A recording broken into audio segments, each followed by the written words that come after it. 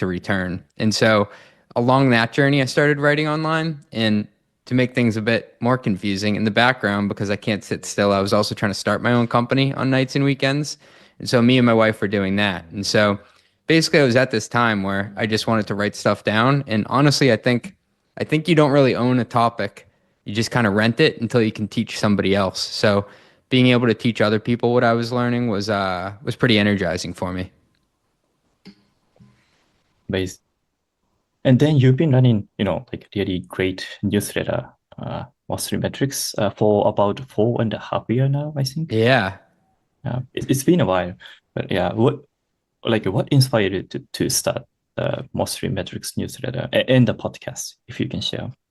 So I've been writing online for like 4.5 years, but it's funny because like nobody listened to me at all for the first two. I was basically writing for I think 400 people, and like I on the podcast that started 2 years later, and at first I couldn't get a warm body to come on. So just all those people out there who are thinking about starting something, if you're afraid to just like begin, don't be. There's like no angry person who's like waiting for you to fail. In fact, you have to jump up and down and scream and beg people to listen or to read it, which is what I ran into. But like consistency paid off over time. I call it compound effort. I call it like the eighth wonder of the world. I forget how many wonders of the world there are, but yeah, compound effort.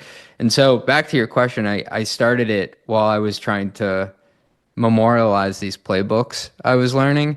And I think like all newsletters either die a newsletter or live long enough to become a podcast. And when the newsletter started to take off, I got the chance to talk to really, really smart people. I think like the internet's the last democracy in that sense that you can write yourself into any room. And I was kind of like, holy crap, I can't believe this person wants to talk to me. I wish I like recorded that. And so I started to record some of those conversations in the form of interviews, kind of like you're doing now. And what's really cool about that is there's a network effect where at first I was like, what if I run out of things to write about? But now I know I won't because I bring smart people on to talk about stuff.